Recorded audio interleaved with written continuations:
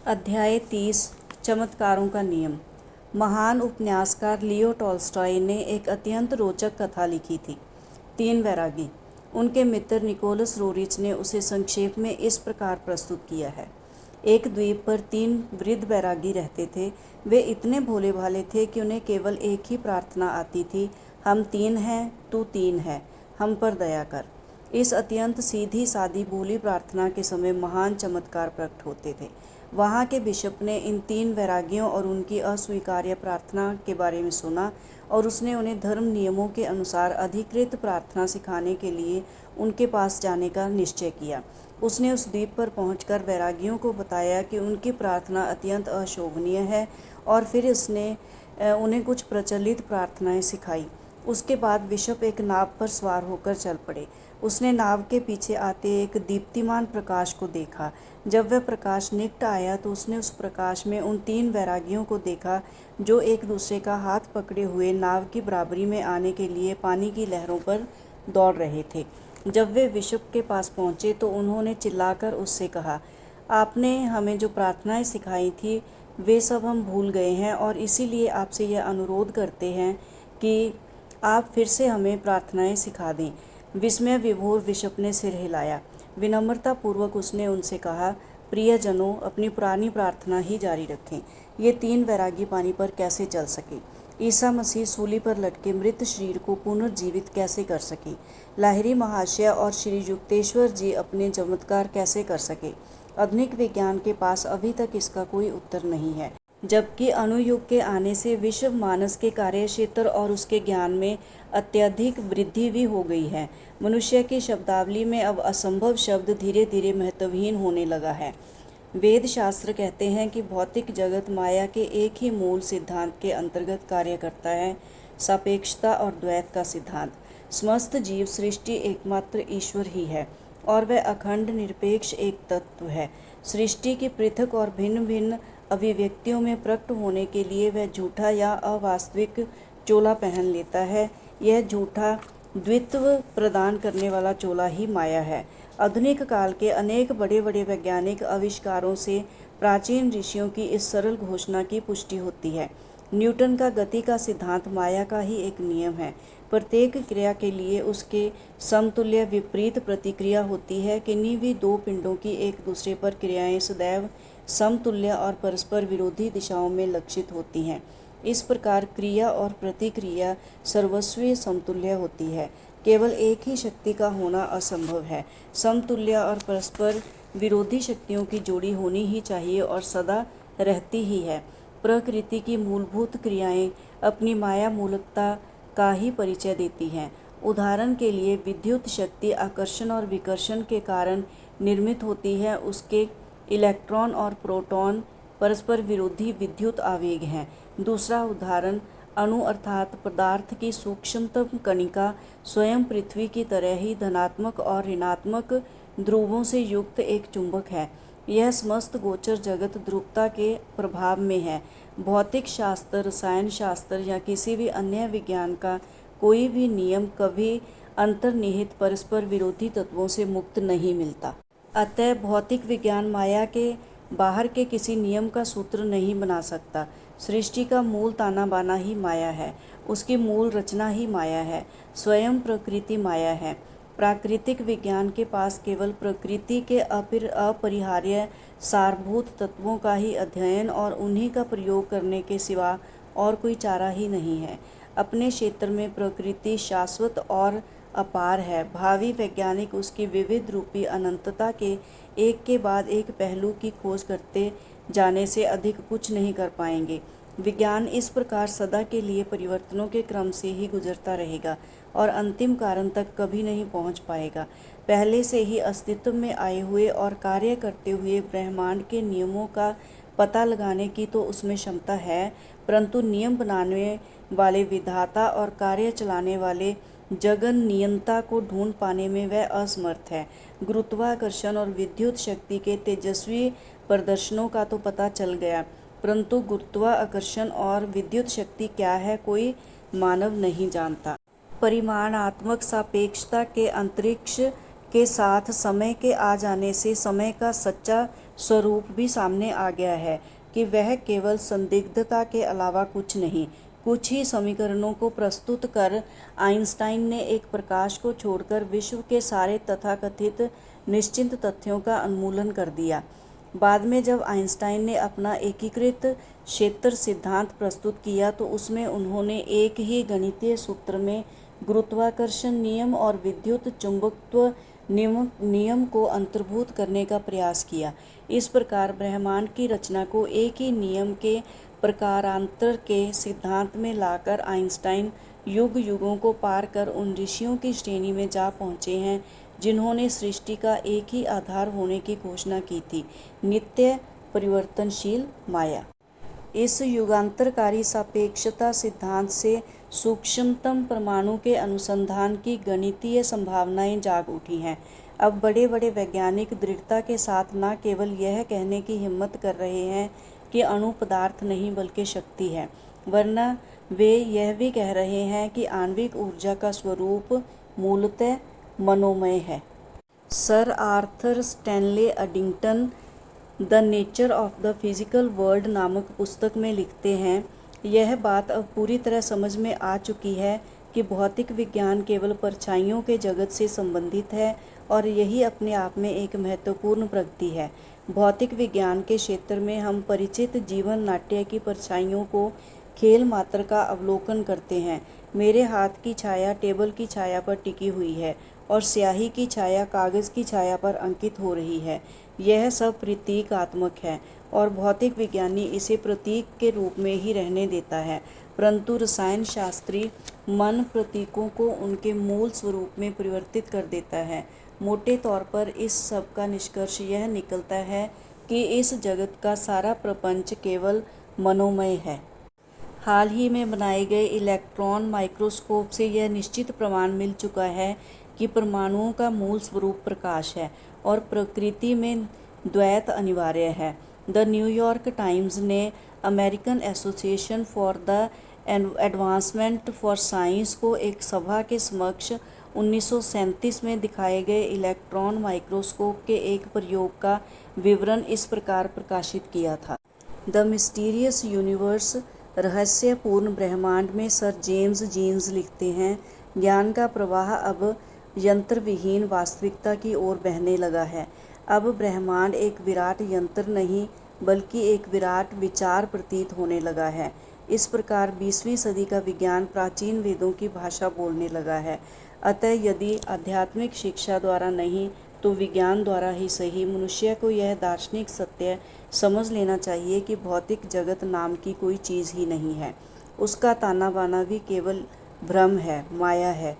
विश्लेषण करने पर उसकी सत्यता की मृग मरीचिकाएँ विलुप्त हो जाती हैं। भौतिक जगत की सत्यता के प्रति आश्वस्त करने वाले आधार जैसे जैसे मनुष्य के सामने ढहने लगते हैं, वैसे वैसे मिथ्या जगत में आस्था रखने की अपनी भूल का उसे कुछ कुछ एहसास होने लगता है और यह बात भी उसकी समझ में कुछ कुछ आने लगती है कि उसने प्रभु की उस आज्ञा का उल्लंघन किया है कि तुम मेरे सिवा और किसी को ईश्वर नहीं मानोगे।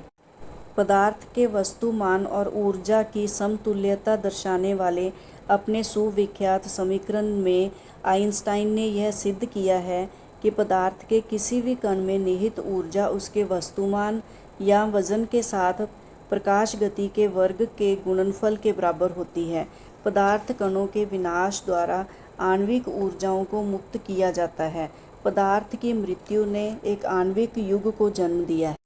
गणित में प्रकाश गति इसलिए प्रतिमान या स्थिरांक नहीं है कि 1,86,300 मील प्रति सेकंड की संख्या स्वयं पूर्ण है, बल्कि इसलिए है कि कोई भी पदार्थ पिंड कभी उस गति को प्राप्त नहीं कर सकता क्योंकि उसकी गति के साथ उसका वस्तुमान बढ़ जाता है। दूसरे शब्दों में कहें तो केवल ऐसा पदार्थ पिंड प्रकाश की गति के साथ जा सकता है जिसका वस्तुमान अनंत हो। यह संकल्पना हमें चमत्कारों के नियम के द्वार पर लाकर खड़ा कर देती है। जो सिद्धजन अपने शरीर को तथा अन्य वस्तुओं को प्रकट या अदृश्य कर देने की, प्रकाश की गति से संचार करने की और सृजनक्षम प्रकाश किरणों का उपयोग कर किसी भी वस्तु को तत्क्षण मूर्त रूप देने की शक्ति रखते हैं, उन्होंने इस विहित शर्त को पूरा कर दिया होता है, उनका वस्तुमान अनंत होता है। सिद्ध योगी की चेतना उसके छोटे से शरीर से बंधी ना रहकर अनायास ही ब्रह्मांड की रचना के साथ तद्रूप हो जाती है। गुरुत्वाकर्षण के कारण सभी भौतिक पदार्थ भारयुक्त होते हैं, परंतु यह गुरुत्वाकर्षण, फिर चाहे न्यूटन उसे शक्ति कहे या आइंस्टाइन उसे जड़ता की अभिव्यक्ति कहे, किसी सिद्ध को भार का गुणधर्म व्यक्त करने के लिए विवश करने में असमर्थ है। जो अपने को सर्वव्यापी परम तत्व के रूप में जान जाता है, वह फिर काल और देश की सीमा में आबद्ध नहीं रहता। आबद्ध कर रखने वाली सीमाओं के सारे घेरे अहम ब्रह्मास्मि के तेज में विलुप्त हो जाते हैं। प्रकाश हो और प्रकाश हो गया। सृष्टि की रचना में ईश्वर के प्रथम आदेश से सृष्टि का आधार तत्व प्रकाश अस्तित्व में आ गया। इस अलौकिक माध्यम की किरणों पर ही ईश्वर की सारी अभिव्यक्तियां मूर्त होती हैं। प्रत्येक युग के संतों ने अग्निशिखा और प्रकाश के रूप में ईश्वर के प्रकट होने की बात कही है। सेंट जॉन कहते हैं, उसकी आंखें अग्नि ज्वालाओं के समान थीं और उसका रूप ऐसा था मानो सूर्य अपने पूरे तेज के साथ चमक रहा हो।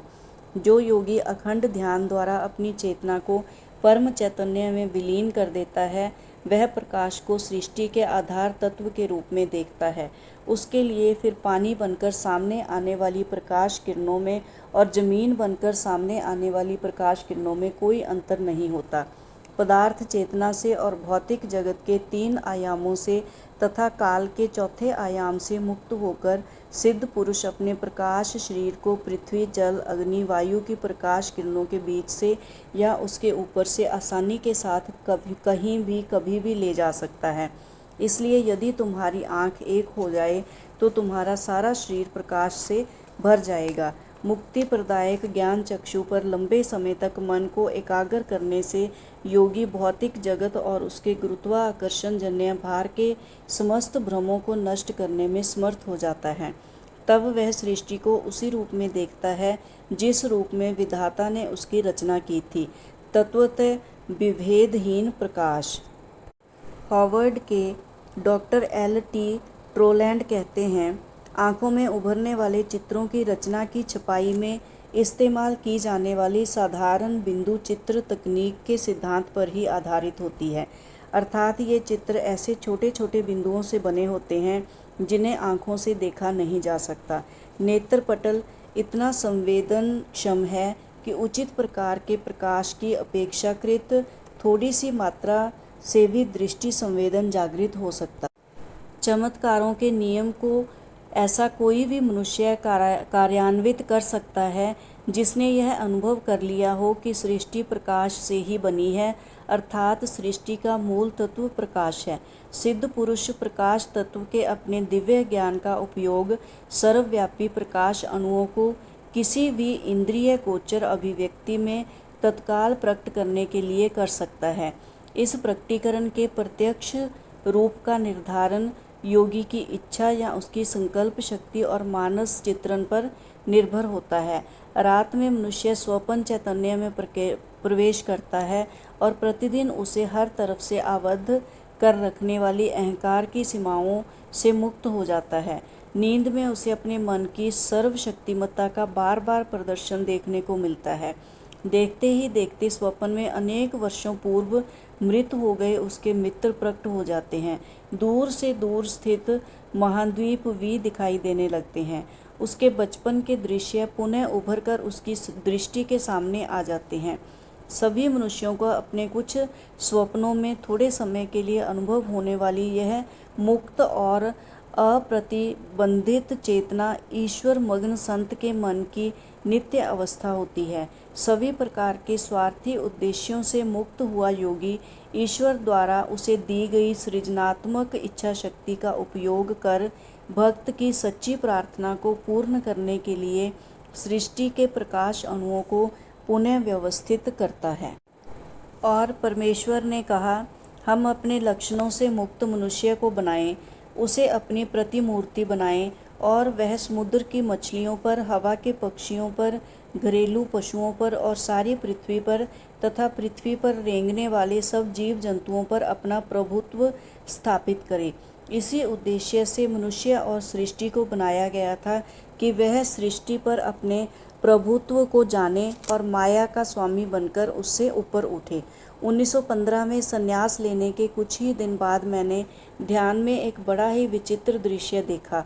उस अनुभव से मानव चेतना की सापेक्षता मेरी समझ में आ गई और माया के दुखद द्वैतों के पीछे मैंने अनंत प्रकाश की अखंडता स्पष्ट देखी। यह अनुभव मुझे तब हुआ जब एक दिन सुबह मैं पिताजी के गढ़पार रोड स्थित मकान में अपनी छोटी सी अटारी में ध्यानस्थ बैठा था।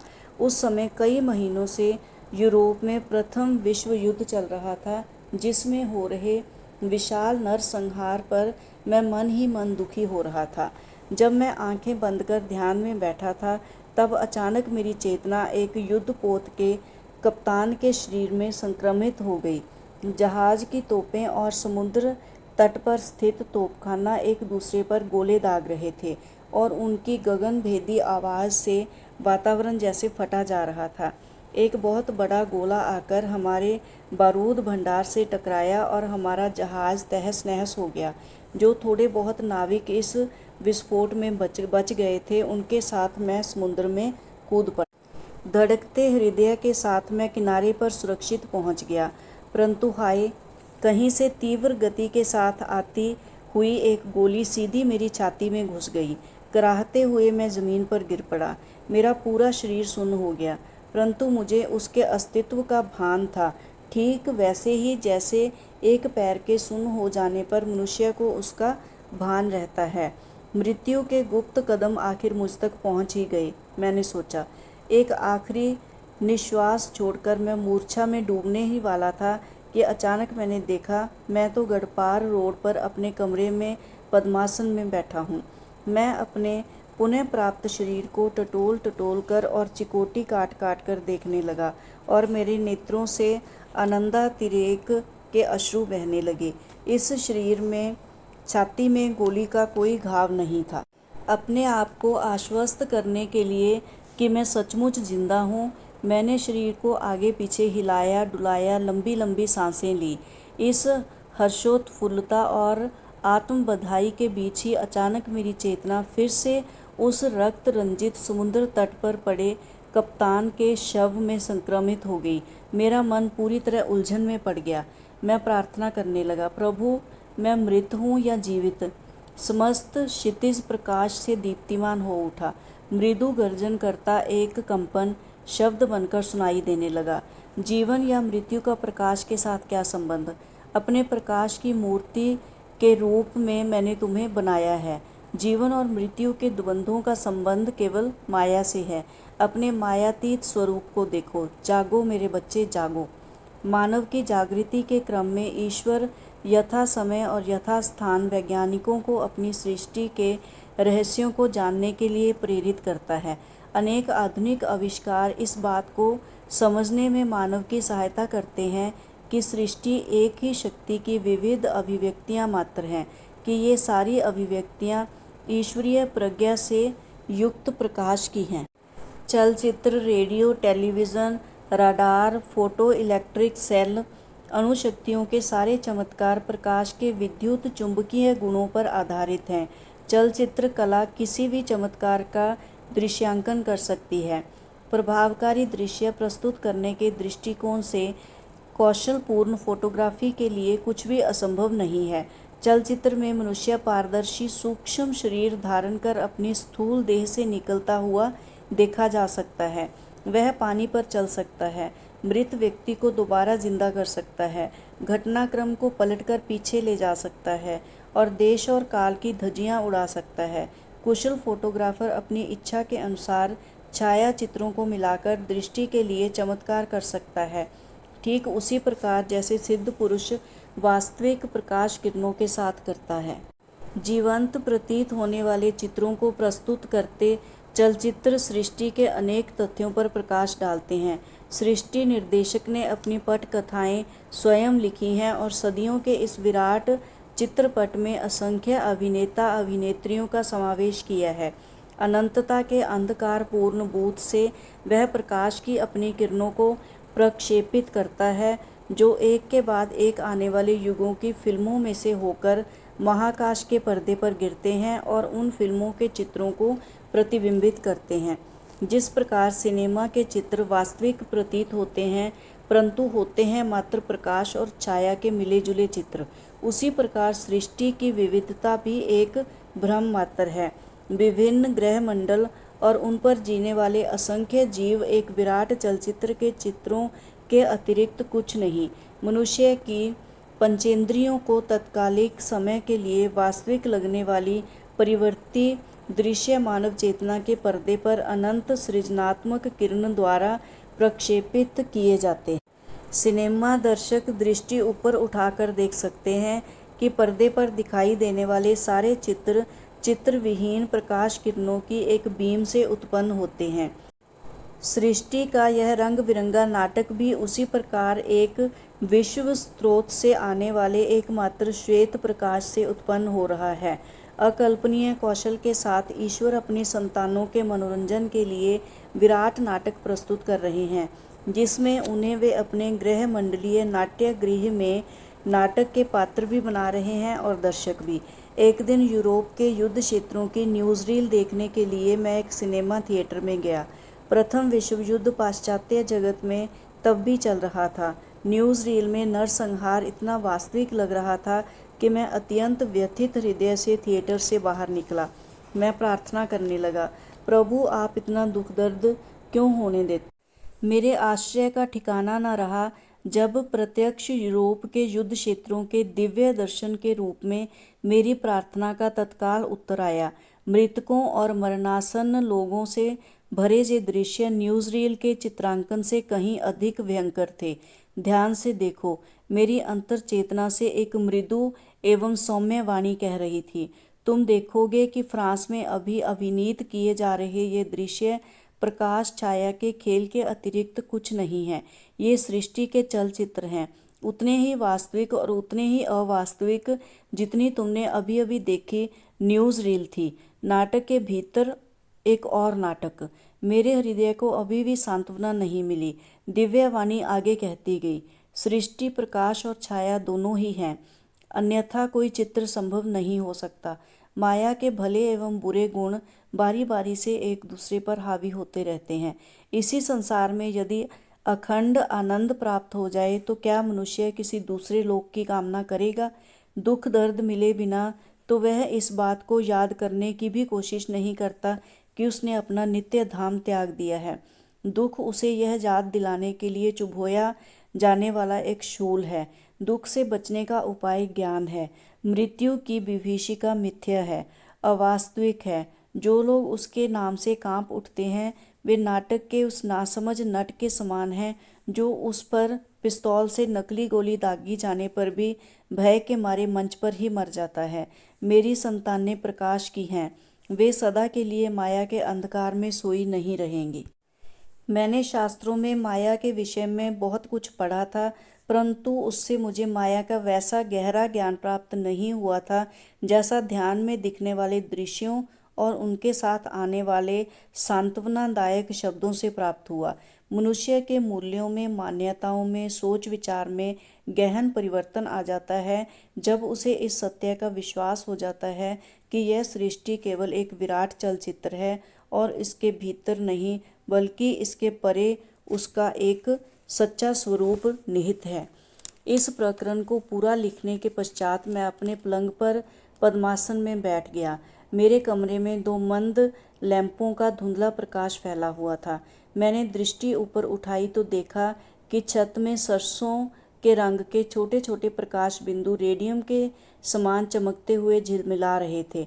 असंख्य प्रकाश किरणें वर्षा के जल रेखीय बाणों के समान एक पारदर्शी किरणावली बनकर शांति से मुझ पर बरसती रहीं। तत्काल मेरी स्थूल देह की जड़ता समाप्त हो गई और वह सूक्ष्म देह के समान झीनी बन गई। मुझे हवा में तैरने का आभास हो रहा था। मेरा भारहीन शरीर पलंग का नाम मात्र का स्पर्श करते हुए बारी बारी से दाहिने बाएं सरकने लगा। मैंने कमरे में दृष्टि दौड़ाई।